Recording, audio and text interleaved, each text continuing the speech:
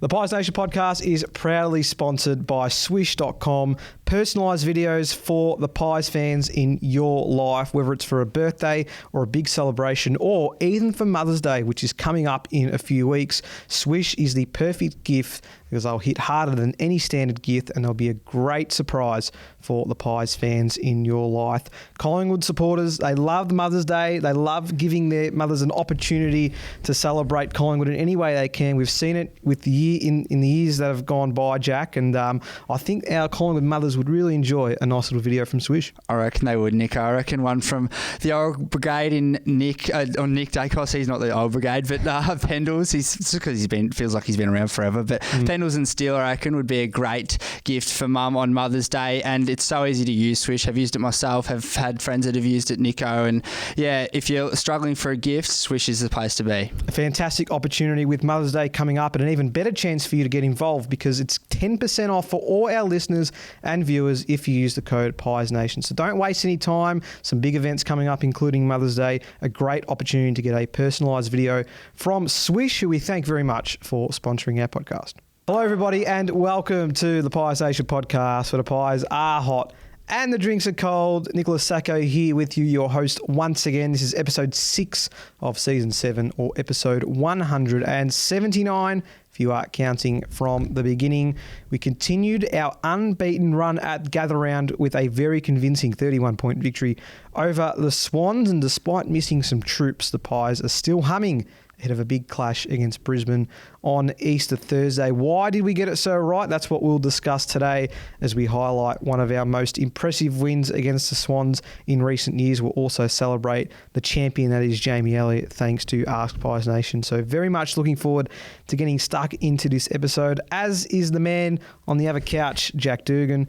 Welcome, mate, and it's so satisfying coming into a Monday episode when you've seen a really special win like that. It is, Nico. Thank you for having me. What a win by the Pies on Friday night. Again, a bit like last week. It seems like so long ago, but looking forward to unpacking it with you. 10 in a row at the Adelaide Oval. Got to be highlighted. I think caveat, sort of a bit of an asterisk on it because we've probably played, I think, 3 Melbourne teams up there in the last 3 years in Gather Round, but an achievement nonetheless, somewhere we love playing footy and somewhere where the Pies were absolutely exceptional on Friday night. They certainly were. What's one key aspect of the game on Friday that impressed you before we get into a deep dive? I think especially after quarter time, our coaching staff's ability to restructure tactically and take the corridor away from Sydney was one that I was super impressed with, and the one that's been highlighted from Friday as a really integral part of that win. I think so much of Craig McRae's coaching style up until this point in his time at Collingwood has been based off of emotion and based off getting blokes sort of up and about and prepared for games, and rarely do we see his tactical nous because it's all about pressure, it's all about running in waves, and it's all there on display. But he was challenged on Friday night from Dean Cox and the Swans, and they looked really good. Every time they got the opportunity to go through the middle of the ground, they looked elite, and we looked the opposite of that. We were getting carved up. Very similar to the Carlton game. Need to rechange a few things in our transition defence, I thought, but to take that centre corridor away from Sydney was an unbelievable effort and a massive, massive tick for Craig McRae and his coaching staff. Yeah, certainly. I think we love what Fly brings to the table emotionally, and he always gets the best out of his plays, but you're right, to see it done tactically so well as it was on Friday night was superb, and I do want to touch on that a little bit more because I think it was such an important aspect to our win on Friday night. But let's start, as we always do, with the pie that caught your eye. And in a game where there were no passengers and you could have just about picked any one of the 23 that were on the field, I'm very fascinated to see who you went towards this time. Well, it was a tough one, and we'll try to be different when it gets to the pie that caught my eye segment, Nico, but I've gone with the man that we're probably going to spend a bit of time talking about in the lead into the Brisbane game, and that's Jamie Elliott. As we're again going to get into a bit later, I make some silly comments when watching the footy from home. I hate it. I feel like I don't gauge the game as well. What did you do? I made a silly comment that perhaps it looked as if Jamie's getting to an age now where the game is quickening up for him. It looks maybe like the game's going past him a little bit, Nico. And I know I either said it in our group chat or I certainly said it vocally. Almost instantaneously as soon as I said that. Jamie absolutely turned it on, and I felt like we got a really good mix in this game from Jamie of his experience throughout his 199 games to date, and his exceptional forward prowess that we know that he's been able to build and display for a long period of time. Typified by, I thought, there was that passage of play in the second quarter where the ball, he's leading up as he so often does, and recognises that percentage play isn't to mark, and it's instead to tap it to space to Bobby, which then results in a Lockie Sullivan goal. And just the experience and the forward ability on full display there. And he went on to kick 3 goals to himself, and ended up getting tactically subbed out of the game, no doubt, to look after him for a big Thursday night against the Lions, in which he celebrates his 200th game. So we all know we love Jamie as our clutch player, and he's had an injury-plagued career, but it was amazing. He and other small forwards that we'll get to later, I just thought really set the tone on Friday night, and it was so good to see them up and firing. Fantastic. No, Jamie's proven me wrong quite a few times over the last 5 or 6 years of his career, and I'm sure he has many as well. So we're looking forward to celebrating him this Thursday night, which we'll touch on a little bit more. So hard to choose. There were so many players I really could have picked, and I'm sure we'll touch on plenty of them throughout the show. But I'm gone, Nick. I've gone with Nick Dacos, and I think we need to get this one out of the road, Jack. 34 touches, 15 contested possessions, 7 score involvements, 9 clearances, 5 inside 50s, 9 tackles, which is the second most he has laid in his short but stunning career. I think, and I believe it was mentioned at times throughout the coverage, particularly on Fox Footy, but I think he has allowed a Ned Long to blossom and play a game that he did on Friday night. Dacos was able to get involved in so many different ways, and we've had to rely on him quite a significant amount of time. And we've mentioned this many times on pods in recent weeks, how Dacos has been the one that we've sort of had to trust or get the best out of to ensure we're a winning chance each and every week. But I love the fact that we were still able to see a Ned Long have the ability to go inside and work incredibly hard to get the footy and extract it out to Dacos, and then we could see Nick's running ability on full display throughout Friday night. And that's both ways, I believe, up and down. And not only that, he still was able to have an impact contested-wise, highlighted by his contested positions, and also the fact that he laid 9 tackles. He's working super hard, and probably the hardest he's worked in his career when he doesn't have the football in his hand. And add to the fact that he's also got a man trying to tag him for 4 quarters of footy, and one of the best taggers we've seen in the last 12 months or so in James Jordan. I thought Nick played an exceptional game, and rightly so. The credit should go to Ned Long because he had such a breakout performance, but I wouldn't be shocked in the slightest if Nick got the 3 votes on Friday night, because I thought he was exceptional, and I just feel like he continues to find ways not only to improve as an individual footballer, but to get his team involved, which he may not have been able to do in recent years because so much pressure has been put on him to perform in that midfield. And I just love the way that Nick went about it on Friday, Jack. Well, it's a great call, Nico. We've spoken a bit off air about Nick Dacos's game on Friday, and I was a little bit not bewildered by it, but I think hearing you say that has sort of made me think he's just finding new ways to play his game, I think, is the biggest one. Up until half-time on Friday night, I think the feel, and again, watching from home, it's frustrating, especially for me. I just, for some reason, cannot read the game of footy at all. But it just felt like, and when the camera's on him, you don't see the whole game, you don't see how hard he's working, so you only see short snippets. And it felt like, and Marcus highlighted in our group chat as well, that he could have been potentially carrying something. Mm-hmm.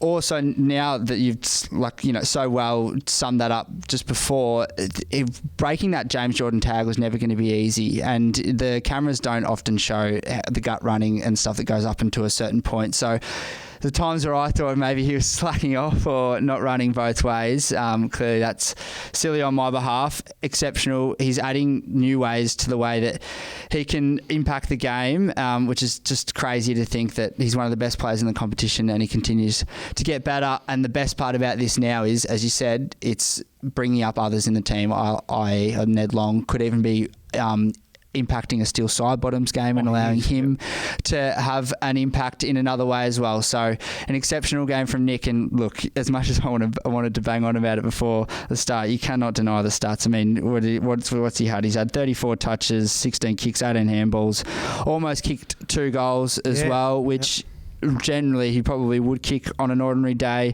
3 marks and 9 tackles. You cannot argue with that. Yeah, I mean, he was superb, and he continues to be, in, as we said, the way that he's trying to find methods to improve his individual game, I think says a lot about where he's at as a footballer, even though he's only played the 60, 70 games in his career. It's fantastic to see.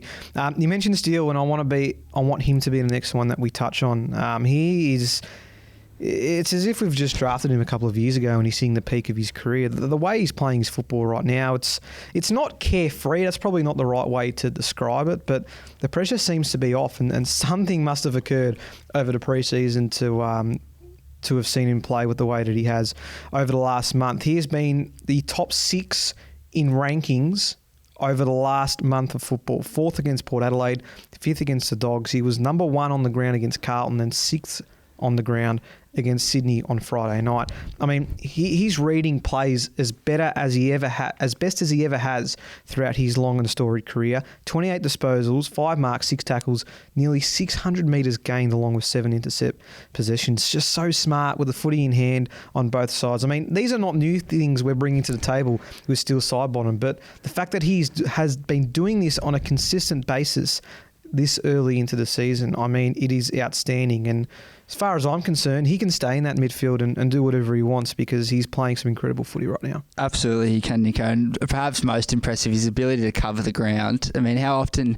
did I sit there and say on Friday night going, he's there again? It was almost as if like he was kicking his own footy to himself long down the line and then making that contest again, which is stuff that you see from players like Jason Horne-Francis, Nick Dacos, you know, the real elite young midfielders in the game that have these ginormous tanks, and still clearly at 34 years of age, Nico has that tank in him. And that's, I think I said it last week, I'd be so interested to see what his off-season looked like after 2024, if any major changes were made, or if he just continued to go about his business as usual. And just, again, players like Nick Dacos being able to unlock new levels for Steel Sidebottom, would you believe it, again at 34 years of age. It just defies belief. And yeah, I think we tentatively spoke last week about how potentially what this might look like, you know, come the bye or come the August, September time of year.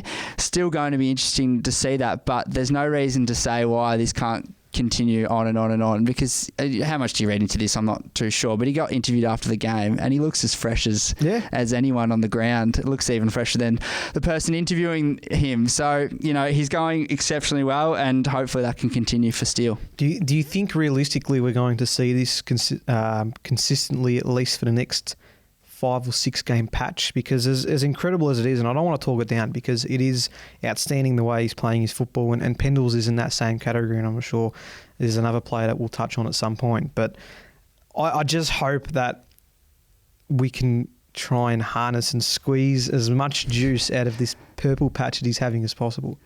Yeah, I reckon. Well, there's no reason why not. I mean, the first month of footy, everyone talks about it. All the teams are fresh. It's a new season. Everyone comes in with that fresh mentality, and the footy's hot. It's contested. It's tough. The temperature's warmer. Tackle numbers are up, and then as you sort of get into the later stages of the year, that's where the systems of footy really take control, and you start seeing a bit more of an uncontested brand, in my view. So if Steele can survive this period of the year, there's no reason to say why that can't just keep going for the rest of the year. And look, the next month of footy that we've got, there's going to be no better test than that. We've got the Brisbane Lions going into Anzac Day. Then we've got Geelong, who, in my view, are looking like one of the most informed teams in the comp, going into Freo over there. Yeah. So if we're still talking about Steel Sidebottom in the mode and the way that we are now after these 4 games, then yeah, that's absolutely... Oh, mate. Seriously, though. Yeah. Like, seriously, he's been... Our our top 3 to 4 best players, 5 if you go off the ranking points, since the start of the season, as you mentioned before. There's no reason why he shouldn't be in that conversation at the moment. And I think he was best on ground again on Friday night. All right, well, there's a prelude to what your votes might be a little bit later on. The other individual highlight we need to touch on is, of course, Ned Long. An outstanding game from him, a breakout performance, 29 disposals, 6 tackles.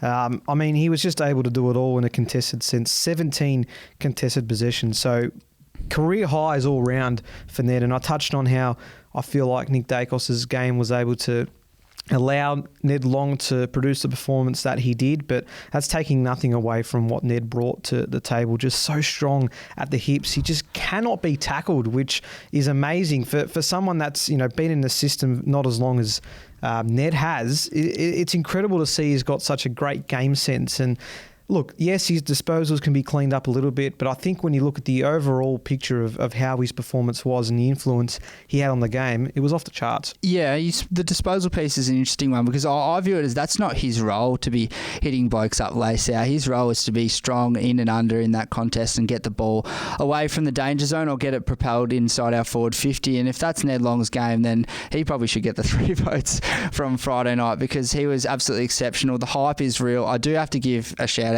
to one of my mates, Axel Nico, who on Monday last week posted on his Instagram story that Ned Long would get the 3 votes and be a lock for best on ground. So shout out for him for predicting that. But the hype was real. We spoke a lot about him last week. We spoke a lot about him coming off the games where he started as substitute and what his game could look like over 4 quarters of footy, and knowing that he was going to start in the starting 22 over 4 quarters of footy, because that's, I believe, a big deal.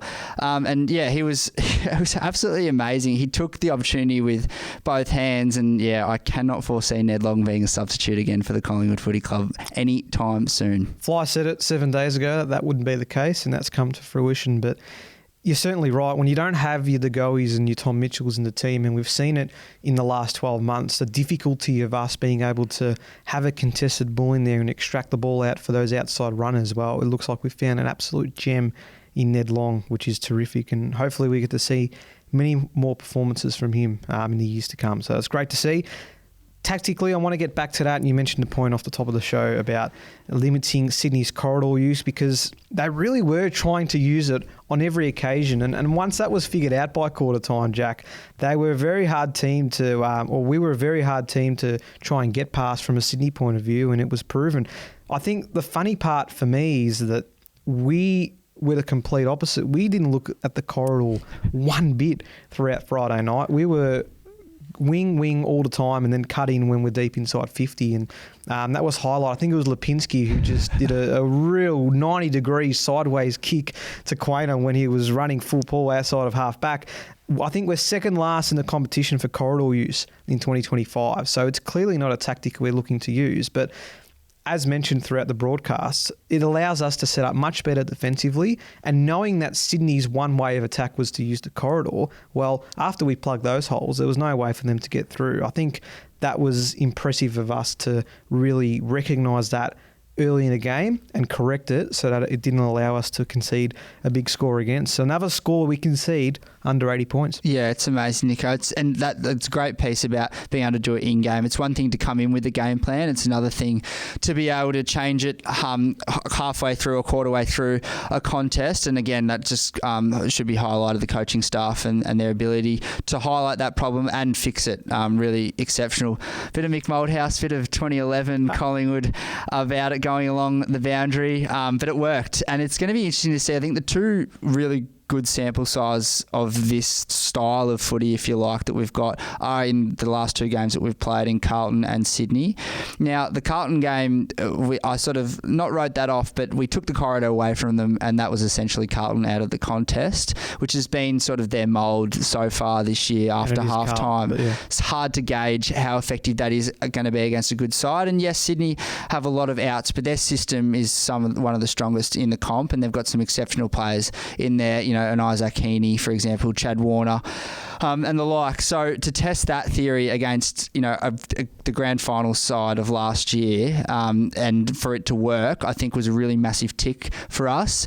Again, I have a worry that in a contest later down the year when we should be going through the middle and when we should be taking the game on, and if we instead elect to go along the boundary, I'm worried about what that might look like if we aren't able to take the corridor away from the other side like we did in this game. Yeah, it's an interesting point. I still feel like we have a personnel that will allow us to flick the switch if required, or if there's a game situation where we're unable to get things going, or we're behind and it's late in the match, that we can turn things around in that sense. I mean, I just like the fact that it allows us to set up much better defensively, and we're much more protected in that sense. And yes, there might be opposition we face in the weeks to come where they might try and get around that strictly corridor use, and that's going to force our players to be out of position at times. But I really do feel like it denies the opposition a genuine chance at creating repeat entries inside 50, and I think that's a big reason why we were able to produce the win that we did.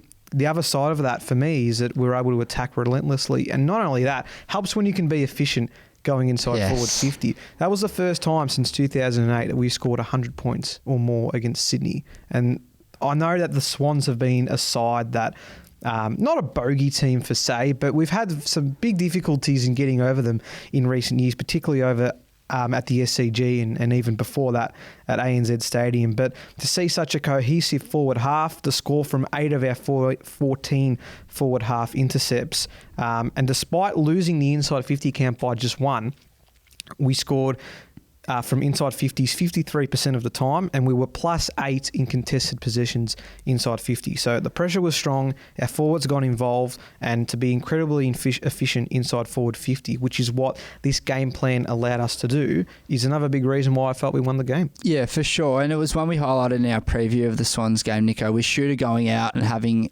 lost his impact over the last two games in the Bulldogs and the Carlton game. How our small forwards were going to go this week. We needed them to lift, really. We needed them to step up to the plate and step up in droves. They did. Bobby Hill was one that was thought was worth highlighting. Started the game off with a beautiful shot from the pocket. Really, those sort of things set the tone early when you're kicking goals like that. I believe Bo McCreary from outside 50, what a goal that is. But also, as well as our small forwards lifting, I thought it's the blokes that aren't expected to hit the scoreboard, but when given the opportunity, do. So Will Hoskin-Elliott kicks a really important goal in that second quarter to get us going. Jack Crisp kicks a really important set shot, I believe, in the same quarter to get us going. So this is where the efficiency woes can often spiral when it goes the other way as well. But it's when these types, as well as our forwards nailing their opportunities, that I think is really important to how we look at the end of the day. That's an amazing stat, not since 08 that we've been able to put three figures on the Swans. So yeah, kudos to the Pies. Yeah, absolutely. And to see our forwards get involved, Mychek, multiple goals, Bobby Hill, multiple goals, Jamie Elliott, multiple goals, Bo McCreary, I believe, also got multiple goals as well. So it had been a question about what that forward line was going to be and the pressure that was going to be on them going in, but it seemed like that forward setup was able to work pretty well. Another stat that I found interesting, 11 contested marks to 1. We had on Friday night. Darcy Cameron, a big reason for that as well. But another reason why we enjoy going down the flanks so much rather than going straight through the corridor, there was a trust and a confidence that we were able to either take those contested marks down the line or at least impact it well enough that we can get plenty of our players involved into those contests. And it happened once again. I mean, you're taking that many marks compared to your opposition. You're going to win football games 99% of the time, and that was the case. But it just seemed to sync so well, Jack. For sure. And this game plan certainly suits the type of personnel that we've got in the side at the moment. Speaking of our Membries and McStays, who I thought had a really solid game without setting the world on fire on Friday night. Nico, setting up these tools around the ground that when the opportunity presents itself, that they are there to clunk it or bring the ball to ground and allow the smalls to go to work. So clearly, potentially a long look at what this game plan maybe even started at maybe summer of 2024 with our recruiting and how we wanted to go into this year and playing our footy. And so far, it's paying dividends. Again, just wanted to highlight when we're coming up against a team, Sydney, very big team. Hayden McLean, Joel Amati, who unfortunately went out of the game. But at the moment, I feel like they're at a bit of a funky stage with who's in, who's out, and their structure. So it's going to be really interesting to see how this game plan goes up against a big side who's solidified in the way that they play their footy. I talk about the Giants. Yep. We can forget about that game, I think opening round. But that's a perfect example of it. When we come up against the elite teams in the competition, not that Sydney aren't that, but again, they're just dealing with some out issues at the moment. It's going to be interesting to see how this game plan holds up then, and if it doesn't, how we go about changing gears. Yeah, it's a fantastic call because it's a great segue towards Darcy Moore and Billy Frampton, who he dumped a heap of praise on 7 days ago, and I can't see any reason why we don't do that again, because I felt Darcy Moore particularly had another superb game. I think it was highlighted again that he's starting to be a lot more tighter on his opposition and not giving so much room to force him to do what he naturally does and run up and jump and contest the ball at the very last moment. He's playing a bit more tighter on them and being a bit more accountable on where they are around the field. Now, with Joel Marty going out so early in the game, I'm sure that meant that Sydney had to adjust quite a few things inside that forward half. But again, I don't want to take away from Darcy and to an extent Billy Frampton what they were able to do in that defensive 50, and I guess even Jeremy Howe to that point as well, because it was effective in keeping the Swans to a reasonable or an appropriate score that allowed us to win by a good margin. For sure. And I think as solid as their games were, I think the important thing to highlight when we're talking about blokes like Darcy Moore, Jeremy Howe and Billy Frampton, when their games aren't being highlighted, that's a really good thing. Yes. And I think that Friday night was an example of that. They all just did their jobs. Billy Frampton, especially, I sung his praises last week, Nico. I thought he just stepped up again. Anytime the ball went near him and his direct opponent, all his job was to kill the ball and bring it to ground. And I reckon 90% of the time he did well in achieving that. So big tick from the back three. Tall men, if you would like to call them that. So yeah, taking steps in the right direction, continuing to do so. So really stoked so far with what they've been able to produce. A lot of mixed comments of your reel last week about talking about Billy Frampton. My brother, for one, doesn't agree one bit, but that's okay. He's not on this podcast. I am. So I thought you did really well, Jack. Thank you. One more player I want to highlight before we move on. I want to get your thoughts on Patrick Lipinski, because for the first time since the midway point of 2022, he has had 20-plus disposals in 4 consecutive games. On Friday night, he had 24 touches, 9 score involvements, again, nearly 500 metres gained, 5 inside 50s, 4 marks, a clever little handball to Bobby Hill to open the scoring as well early in the game. I think he's going under the radar a bit in terms of the impact he's having on this team, and he's syncing again really well with this new look Pie setup. For sure he is, and under the radar is a perfect way to sum up Pat Lipinski's year so far, continually adding strings to his game and strings to his bow. We know he's improved his contested game over the past sort of 2 seasons, I believe, to add to what already was a really classy ball user, I thought, that we brought across from the Bulldogs, and has an ability to impact the scoreboard when he is given his chance. Couldn't quite, I don't think, on Friday night nail a goal opportunity, but he's playing this link-up role right throughout the ground, not just in our forward 50s. That kick on half-back that went sideways to Quainer is a great example of his ability to cover the ground and seemingly be everywhere. So he's, as I said, he's just another thing that's being added to Pat Lipinski's game, and he's for sure going under the radar. I think he's been one of our most important players so far, and one that I think if he went out of this side, you'd really probably notice the difference. 100%. Anything else from this game that caught your eye before we move right along? I don't think so. I think I wouldn't mind highlighting Darcy Cameron's game in his 100th against the old side. Business as usual for Darcy, just continuing to solidify his form over the past 2 to 3 years, and his start to the season, really, he's been amazing. One of the most informed rucks in the competition. It's been spoken about, I think, had there not been so much attention on a Tom De Koning, that he'd probably be the best ruckman in the competition at the moment. He's been amazing, was able to get involved in that passage of play at a really important time in the game for us. So shout out to DC for just continuing his good work so far in season 2025. And it speaks to the levels about how many players were able to play a role on Friday night. I think in a normal episode, we're easily talking about the games of Bobby Hill and Harry Perryman. For example, because I felt like they had improved performances as well on Friday night, yet they're mentioned after 7 or 8 have already been talked about for the last 20 or so minutes. I think the fact that we have seen such a complete contribution from all 23 players on the field, Jack,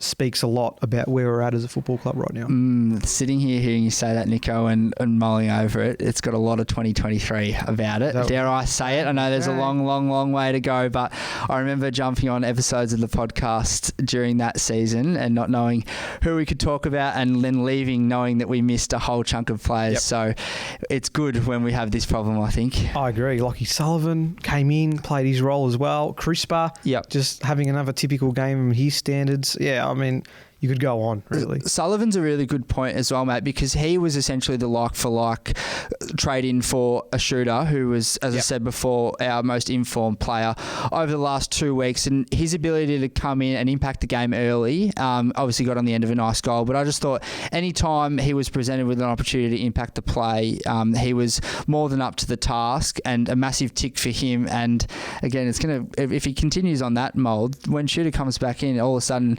despite his exceptional last 2 games, he might not even be guaranteed a spot, which is a really, really good problem to have. So shout out Lockie Sullivan for grabbing his opportunity with both hands. Absolutely. 15 touches and 3 tackles for Lockie, and fan of us, of course, having been on the pod last year.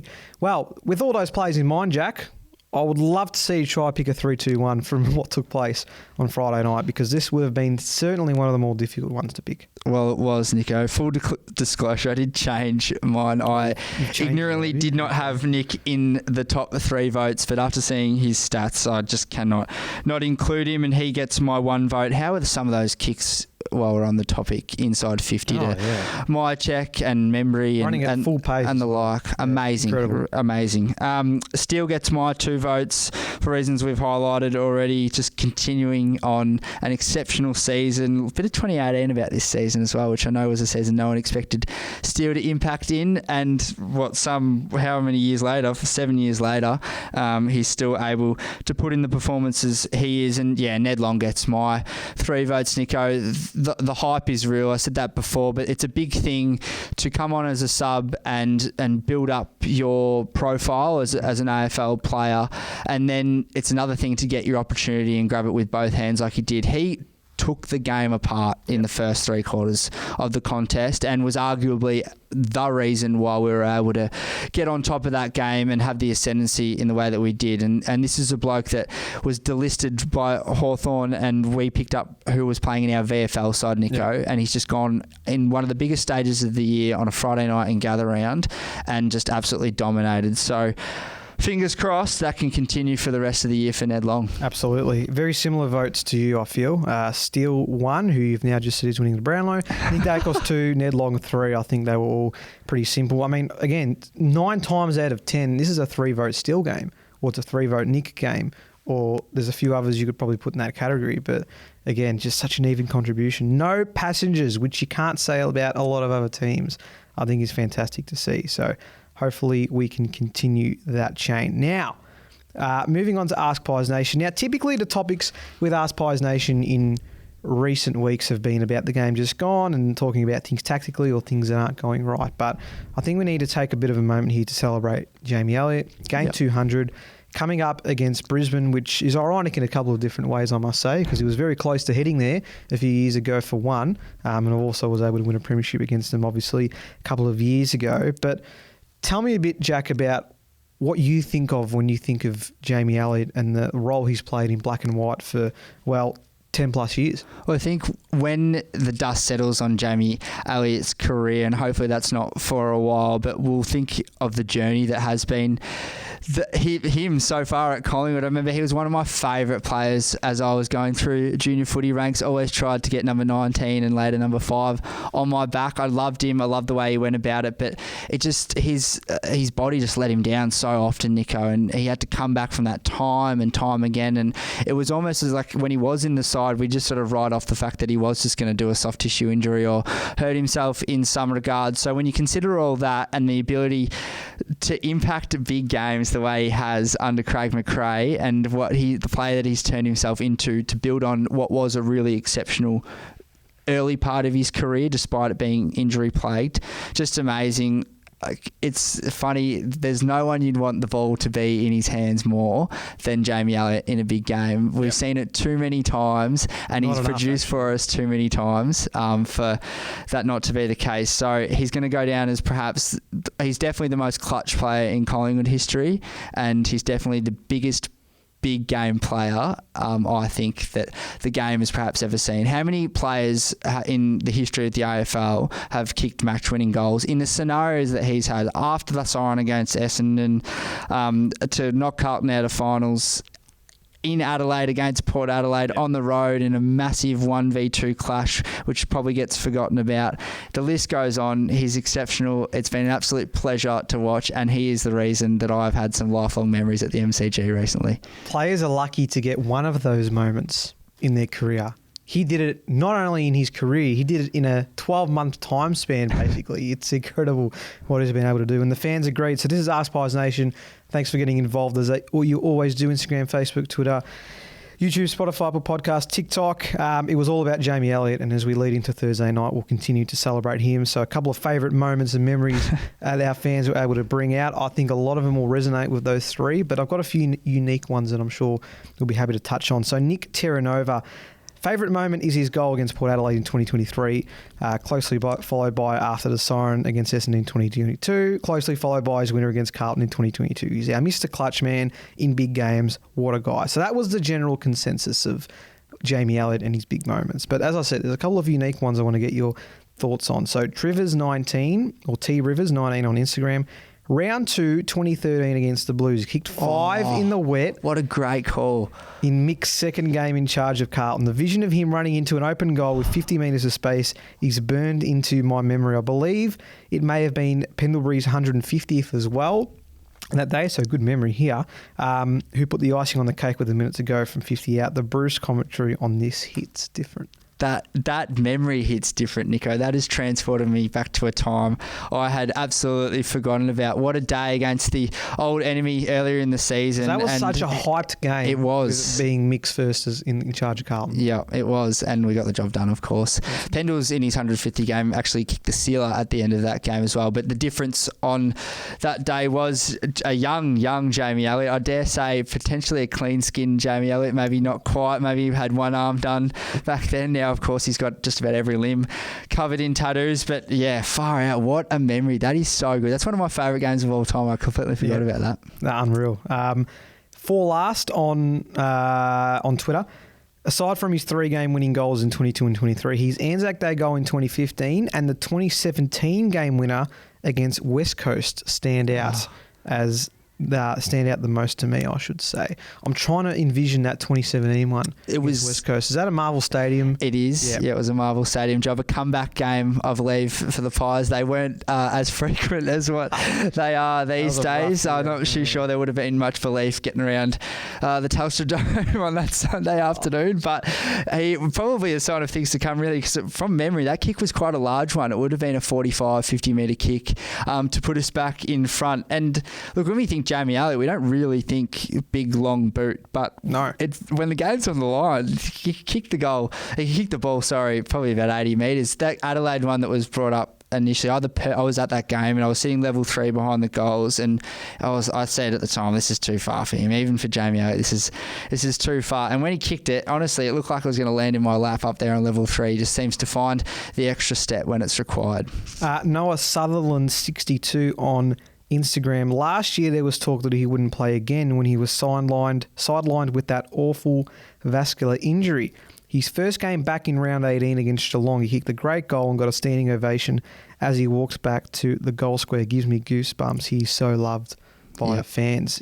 There's been so many instances of that with Jamie where he's been ruled out for a big patch of the season, and there's been talks about him continuing on in his career, and he's been able to persevere each time. Yeah, and like reflecting on these big games, it's probably no one who deserves to have these moments more than Jamie Elliott, considering everything that he's been through. And yeah, it's a great call about how loved he is by the fans, because he really did feel for him when he was going through his injury woes, because not only did we like him as a person, but the fans really, really valued him as a player. Hopefully we can get him there. one day. That would be fantastic. Lezek on Twitter, he was a real shining light in our middling 2014 to 2017 years.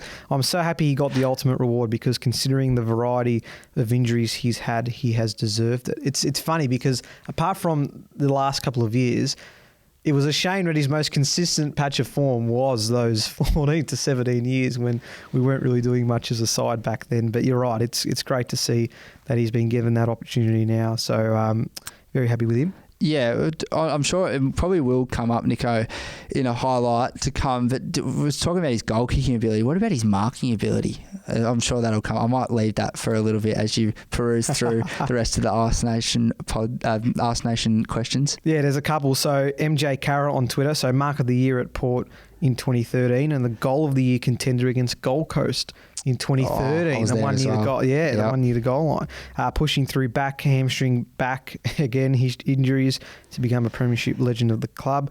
So the mark of the years have been highlighted. Serge has got a good one here. We're not going to hear from him with the VFL report because we had no VFL game. So he's put in another unique game. His first game was round 9 in 2012 against the Crows. He was the sub. However, I recall his next match against Gold Coast in round 10, 2012. In a star-studded Pie side, he kicked 3 goals, had 18 disposals and 7 marks, all while wearing the number 35. Wow. Yeah. There you go. He had arrived, Nico. Do you remember as well, while we're on the Jamie Elliott and Gold Coast chat, do you remember the Mark of the Year nomination that he had against them? I want to say it could have even been in 2013 or 2014 where he jumped on the back of someone and someone jumped on the back of him and went for the ride as he took a mark. I reckon he hurt himself in the process. I want to say that was the Gary Ablett Brent McCaffer shoulder that game injury game. Yeah, okay. But yeah, that was another highlight that I think people forget because it really was an unbelievable mark. There you go. There's some fantastic ones here and won't be able to get through them all. I mean, again, a lot of them really have linkages to all those moments. I'm going to finish with a couple more.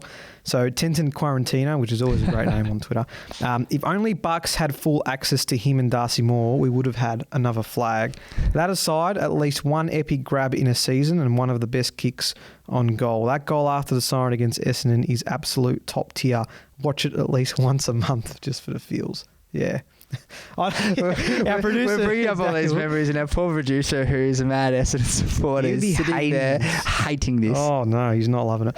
All right, well, I'm going to finish with John Caxos on Instagram. Then, when you Google perseverance, there's a photo of Jamie. The guy should have quit numerous times throughout his career, but didn't. The guy personifies the grit and never give up culture of Collingwood. He's never thrown in the towel, and neither will we. That's our Jamie. The clutch goals will be remembered in football folklore for decades, but we'll always remember our Jamie, the man behind the legend. Extremely well summed up, Nico. John did a perfect job there. So thank everybody that got involved with Ask Pies Nation, Instagram, Facebook, Twitter, YouTube, Spotify, Apple Podcasts, TikTok. We'll be continuing to celebrate our great Jamie Elliott career to date ahead of his 200th game.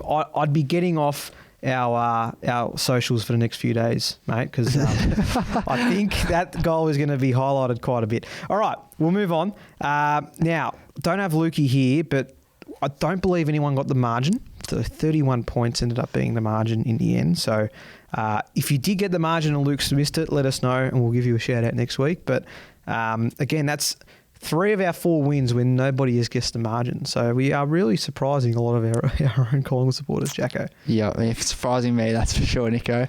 And then we will move on now to our guess the crowd. So the crowd figure was 47,649 at the Adelaide Oval. I mean, I know we always bring the crowd, but that's a pretty big number. I thought that was an exceptional number. Lukey and I still find ourselves commenting on the Pies Nation post on Instagram every week. And I thought it honestly would be low 40s considering it was 2 interstate teams, but it's just probably another example of how successful Gather Round has been in that it's getting big crowds year in, year out. It's getting bigger and bigger. And yes, we do bring the crowds, but that 47,000 for 2 teams in Adelaide that are going along okay, but it's early in the year. So I thought that was really well done, and both sets of fans, both Sydney and Collingwood, they definitely turned out. They certainly did. I'm sure a lot of neutrals there that were going for Sydney as well, which wouldn't surprise me one little bit. I need to ask before we get... So it's James Legasic is our guest of crowd winner, so we're going to chat to him in just a sec. I notice a lot that you and Luke comment on the guest and crowd. Well, so if you win, what are you sort of? Well, we get on. Isn't that the deal? But I understand that, but that's okay. I mean, you've already won it once. We'll go if that happens. I kind of thought about this. If it does happen and we do get on, we'll just duck out. We'll go down the street, grab a coffee or something like that, and you can ring us from where we're getting the coffee, or even a beer, because that would be hilarious at 6 o'clock on a Monday night. So you might be calling us from the pub down the road. Fantastic. All right, well, we'll keep a note on that. In the meantime, let's chat to James Legassic, who is, I guess, the crowd competition winner for this week. So we'll see what he's got to say.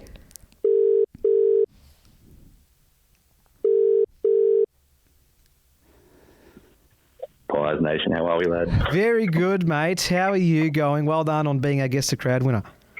Oh, absolutely wrapped. Was thinking, I was like, I'm a little bit too far away, but then got the message and I was like, get around me, guys. It's exciting. How far off were you, if you remember? 158, I think, something like that. And then I did the check on Insta and I was like, I've got everyone covered on Insta, but I'm like, is there more on Facebook or something else? And I was like, I'll have to wait and see. And then this morning it was good news. And you got the gig. Well done, mate. Now, tell us the method behind the madness. Do you have a particular theory about your guess the crowd predictions, or do you just roll with it? I was, like, a couple of weeks ago, I think you were talking to one of the guys, and he said he picks the same 3 digits at the end every time. I was like, that sounds like a good idea. So I go, my personalised Collingwood number plates are 490CM, 4 for April and 90 for 1990, and then 47 I just threw in there as a I think it'd go about 1,000 or 2 less than the night before, being both non-Adelaide clubs, and turns out it worked. That's a great personalised number plate with those two specific. The 1990 is very impressive as well. Now, I'm not sure if you were one of the 47,000, but regardless, what did you make of our impressive win over the Swans on Friday night?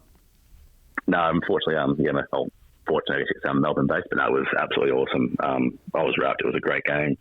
I think we played well, like 75% of it was all us, and then they had little spurts out of the middle. They kept getting goals, but I think overall it was a really good performance by the lads. It was great to watch. James, just Jack here, mate. Thank you so much for taking the time to come on to the podcast this evening. Just want to move away from the number plate chat, if you don't mind, for a little bit. The homage to the 1990 Premiership. We're obviously always intrigued to get our Pies Nation's fans' Collingwood journeys. Does your Collingwood journey stem far back enough so that you can remember the 1990 Premiership?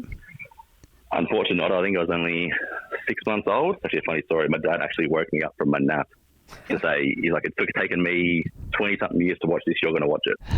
So I was 6 months old, watching it. I don't think my mum would have been too happy, but he was adamant, apparently. That's gold. That's a great story, mate. Another one just from me. How do you sort of view our next month of football? I think without it being overwhelming, we've had a pretty tough start to the year, but this next month of football against the Lions, the Cats, obviously their clash on Anzac Day, and then we've got a game over in the West against Freo as well. Do you have a pass mark for those 4 games of footy? Do you expect us to win all 4, or are all 4 real danger games? I think the Brisbane one's probably the danger one being up there, although we beat them last year there, so have to wait for a tough one. I did say to a guy at work at Collingwood saying, if we can go 2-2 against Carlton, Sydney, Brisbane, Essendon, I'll be happy. Yep. Obviously, we're already 2-0, so I'm pretty happy with that one. Anything obviously higher than that's a pass, but I think Essendon, we should have the wood over them, even though Anzac Day is one of those tough ones where you always seem to rise, but I think we've got them. I still can't believe Freo, so I feel like if we can get 2, at 3 I'll be wrapped. Obviously, all 4 is just absolutely gravy, but I'll take 2 as a pass, and 3 is winning. Well, if there's not a ridiculous free kick against Free, we might win, but that's okay. Now, looking towards Thursday night, one of the big talking points will be the celebration of Jamie Elliott. We've just spent the last 10 or so minutes on our episode tonight chatting and reflecting on some fantastic memories throughout his 199-game career. Tell us about your memories of seeing Jamie Elliott over the years and what makes him such a loved pie. I think it's just... for someone who's so small, I don't know how he takes such big hangers, and he's such a big, strong mark overhead, considering he's such a smaller guy. You'd think he's just one of those ground ball getters and that's it.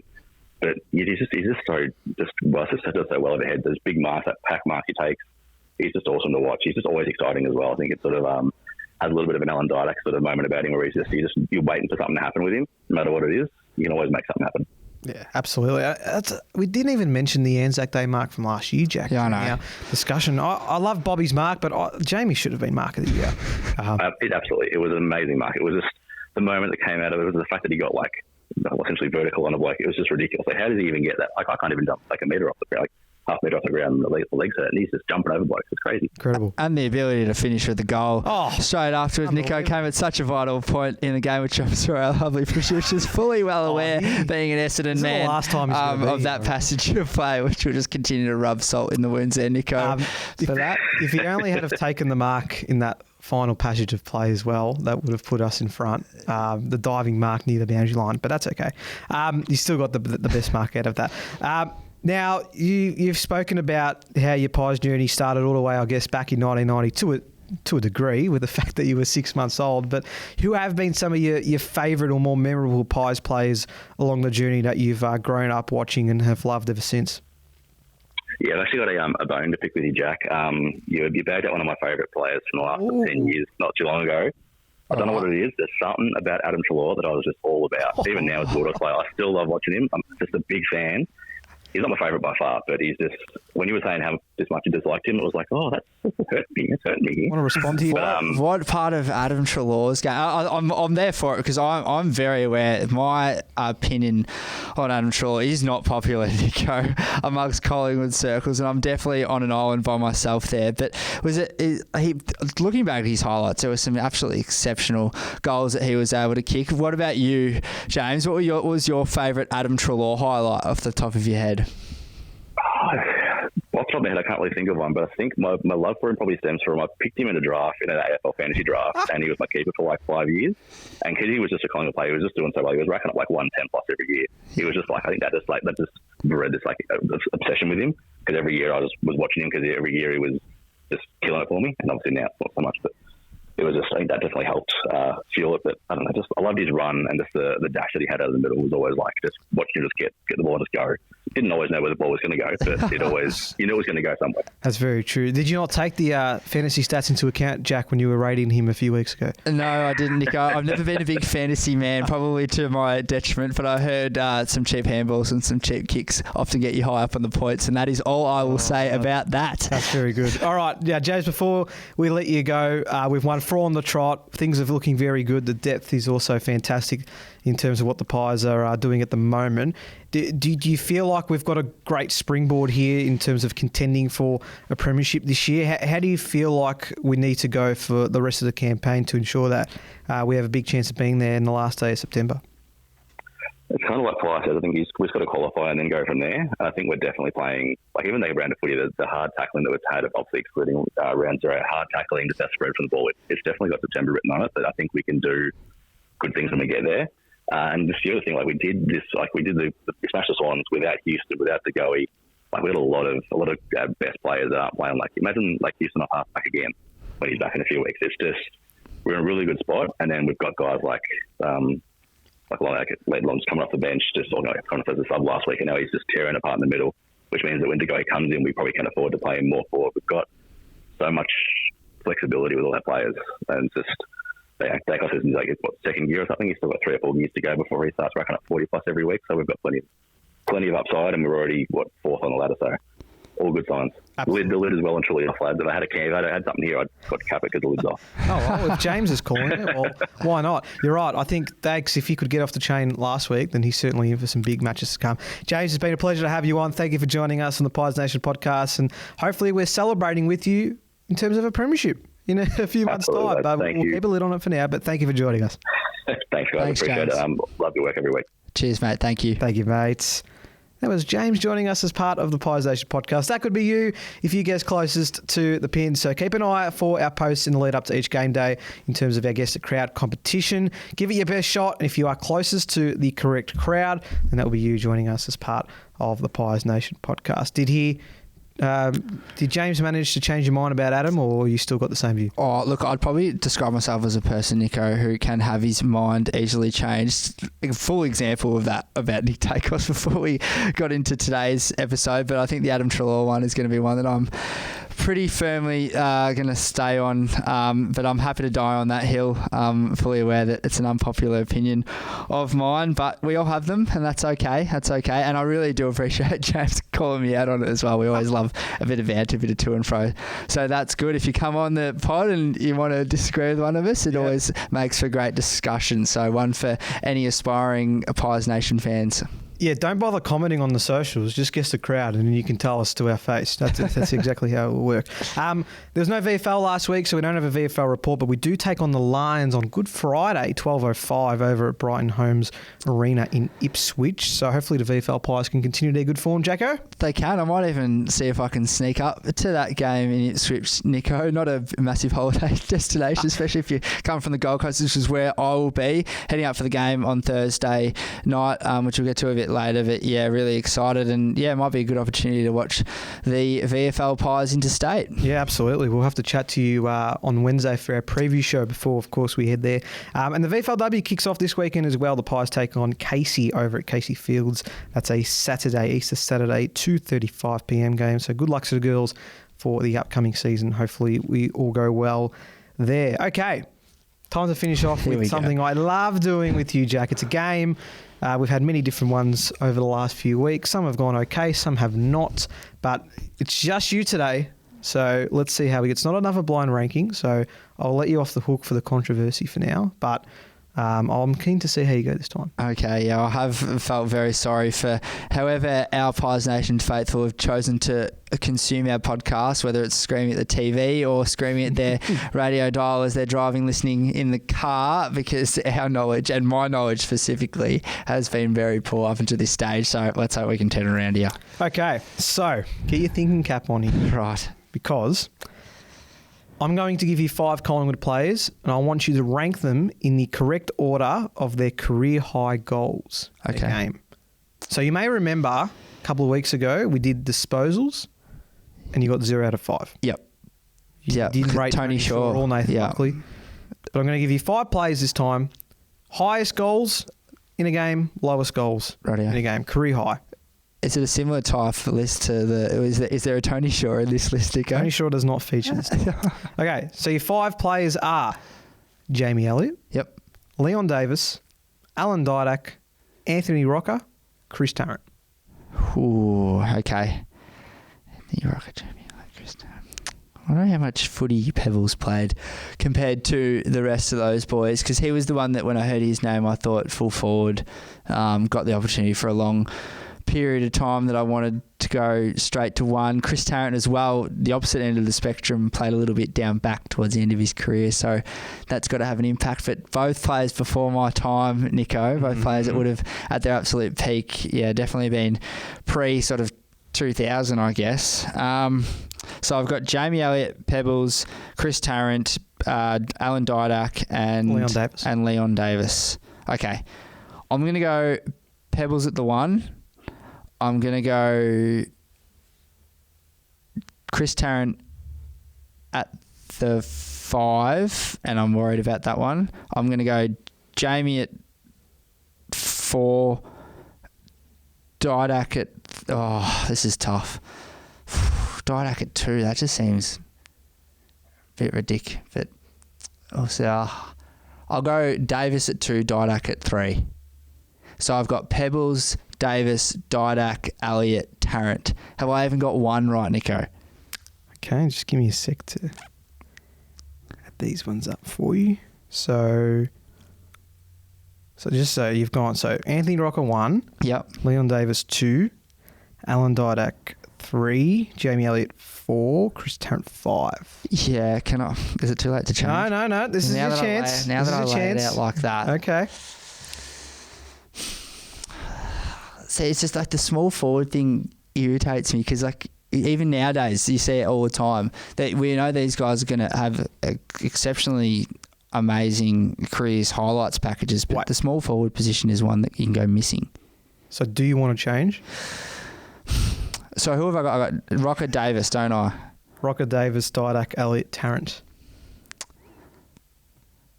Oh, no, I'll just have to lock it in, I think. Probably might not have even got one right.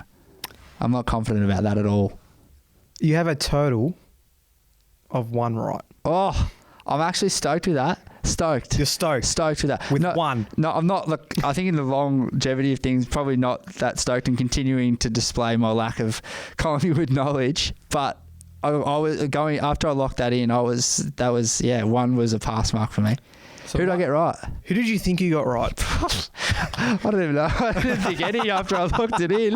All right. The one you got correct was Rocker. He was first. Cool. I'm happy with that. That's an important one. 8 goals. Yeah. Oh, hang on. It was. Oh, what an idiot. I thought it was careers total goals, No. Nico, but I wasn't listening to the question. It was in a game, wasn't it? Yep. Oh, what a for. I bet you it's Chris Tarrant the next one. Chris Tarrant was second. Yeah, I bet you it's Chris Tarrant the next one. And then who have we got? We got Dave. Can I guess the next three as you go through it? So Davis will be last, correct? Yep. And then it's going to go Didac, Elliott. Which way? So Didac third, Elliott fourth. Nah, other way around. Other way around? Right. So it was Anthony Rocker first, Chris Tarrant second, Jamie Elliott third, Alan Didac fourth, Leon Davis fifth. You think for a bloke doing a teaching degree whose job is going to revolve around getting kids to answer questions and read questions before they answer them and listen to questions before they answer them, that they would listen before answering a set of questions, but just goes to show that you must always have your listening ears on, Nico. That's hilarious. All right, well, that's a fantastic way to do things, and I think you need a break after that, so going to Queensland might be a good thing for you. Yeah, it'd be good. And even if I'm in studio next week and we play a game, I might just choose to sit down and let Lucky and Marcus take control, because I have no value in that. I can't even listen to the question properly, Nico. What hope do I have? Apart from that, thanks for coming on, Jack. It's been great having you. Always great to come in, Nico. And the second time in this new studio, and I can't get over it. It's been amazing. We're very, very fortunate here. So really exciting times at Pies Nation with the reels and the content that we're banging out at the moment. So great time to get on board. We'll deck it out soon as well. Put some Collingwood decorations around. Until next week then, I've been Nicholas Sacco. You've been listening to or watching the Pies Nation podcast, where the pies are hot and the drinks are cold. We love all our listeners and viewers across Australia that enjoy the Pies Nation podcast, but we love our overseas viewers and listeners as well. And one of those that have gotten on board are the boys and girls over at the North Texas Devils in the US, who are looking for players to join their sides ahead of the 2025 season. Based in Dallas, Texas, and established back in 2020, they're hoping to bolster awareness of Australian rules football over in the US. And any of those listening or watching our podcast that are heading over to the US at some point this year, the one team for you to get involved with is the North Texas Devils. We'll give you all the information in our descriptions, I should say, across our podcasts and YouTube. But a great opportunity to get involved with some Aussie rules and teach the Yanks the best game in the world. And you can do so thanks to the North Texas Devils.